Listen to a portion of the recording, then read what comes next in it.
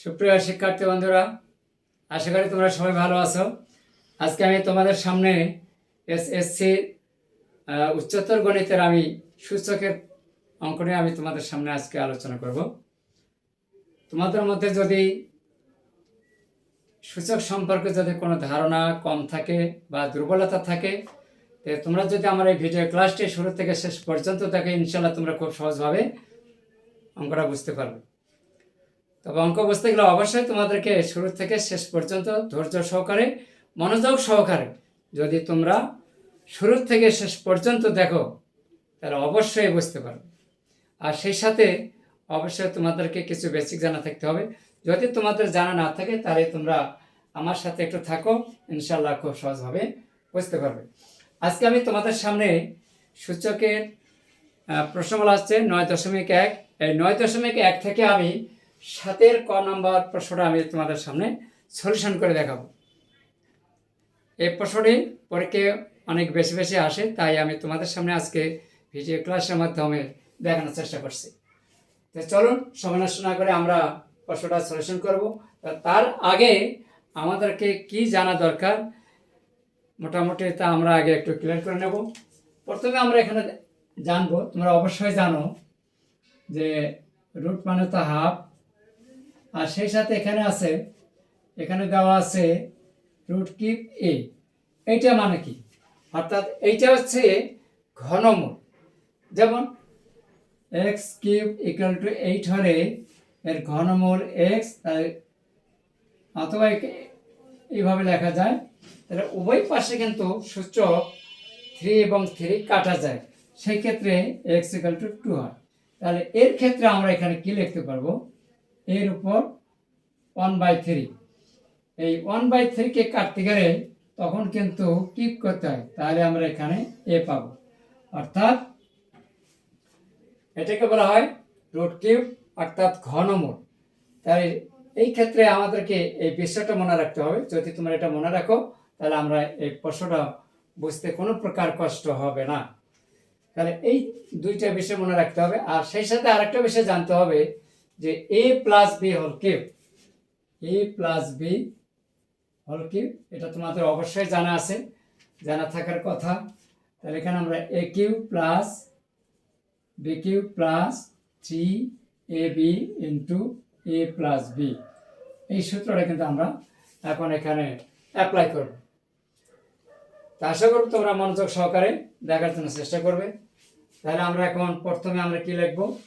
দেওয়া আছে অংশটা আমরা একটু লিখে নেব। তাহলে দেওয়া আছে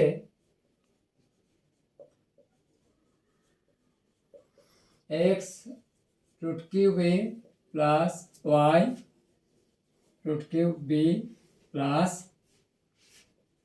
Z root cube C equal কত? 0। এইটা আমাদের দেওয়া আছে। হ্যাঁ, এখন আমরা কি করব? এই তিনটার যে কোনো একটা অংশ আমরা ডান পাশে পার করে নিয়ে নেব। তাহলে আমরা জেডটা ডান পাশে পার করে নিলাম, বামে থাকবে এক্স রুট কিউব এ plus Y root cube B, ডান পাশে চলে গেল minus Z root cube C. তাহলে একটু আগে আমি বলেছি যে রুট কিউব এ মানে হচ্ছে 1/3। তাহলে এটাকে কাটতে গেলে আমাদের কি করতে হবে? ঘন। যেহেতু আবারও বলছি, যদি এটা এরকম হয় এক্স, তাহলে এটাকে আমরা কাটতে গেলে উভয় পাশে ঘন করব। তাহলে আর এইটার মান হচ্ছে এর উপর 1/3, তার উপর কিউব এক্স কিউব কাটা, অতএব এক্স কিউব ইকুয়াল কত? এ। তাহলে আমরা অবশ্যই বুঝতে পারছি যে এইটা যদি রুটের ভিতর 3 থাকে, তাহলে 1/3 হবে। রুটের ভিতর যদি আমরা এখানে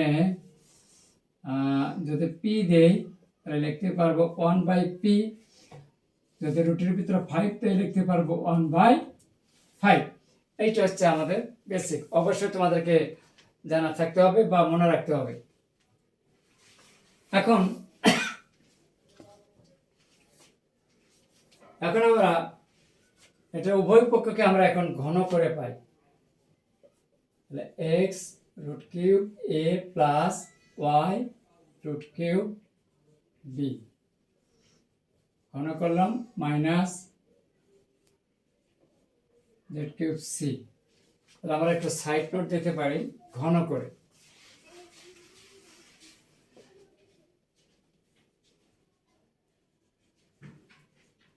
ঘন করে তাহলে এখন আমরা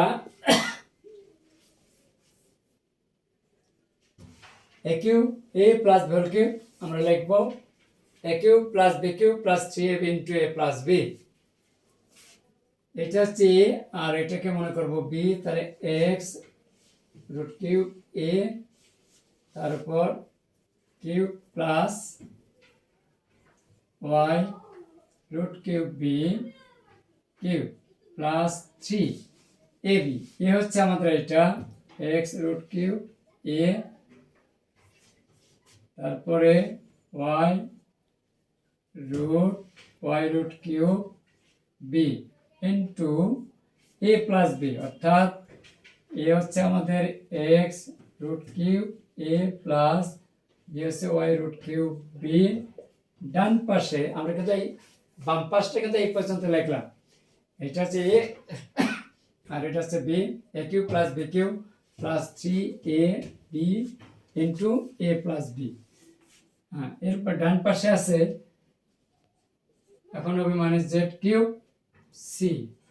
যেহেতু এই 3 আর এইটা হচ্ছে 1/3 কাটা যায়, তাহলে আমি ডান পাশে পাচ্ছি মাইনাস জেড কিউব সি। এখন এই কিউব যদি এক্স এর উপর আসে তাহলে আমরা লিখতে পারবো এ এক্স কিউব। সাজিয়ে লিখলাম এক্স কিউব প্লাস এখানে লেখা যাবে বি ওয়াই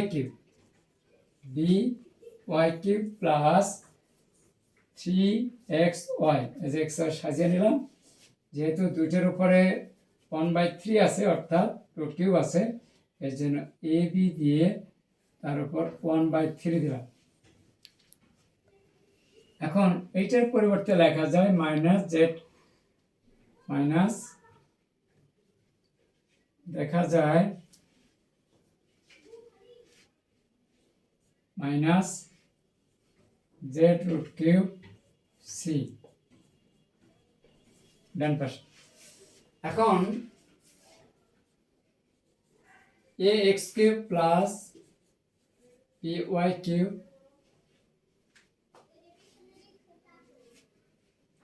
যেহেতু এখানে মাইনাস আছে প্লাস মাইনাসে মাইনাস দিলাম 3xyz 3xyz। আর এখানে কি দেওয়া আছে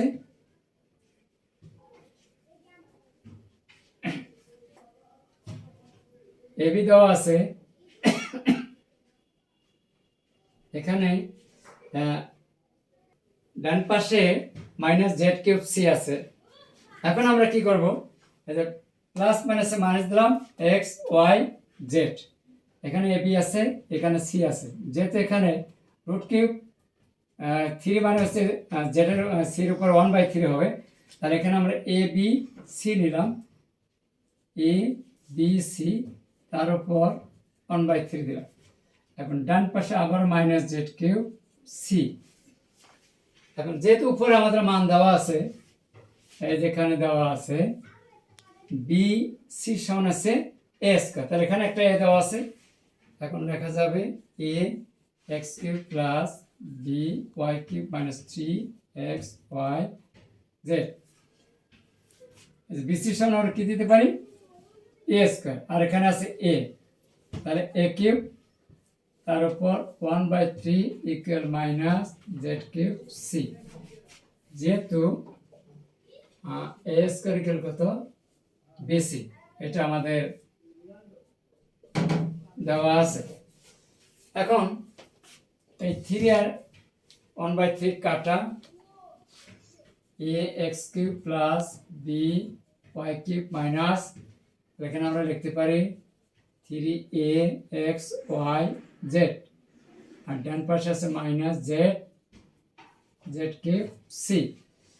তাহলে আমাদের প্রমাণ সাপেক্ষে আমরা এখন বামে নিয়ে আসবো, ডান পাশের অংশটা বামে নিয়ে আসি। আর 3axyz যেটা আছে মাইনাস ডান পাশে চলে যাবে। তাহলে a x cube plus b y cube plus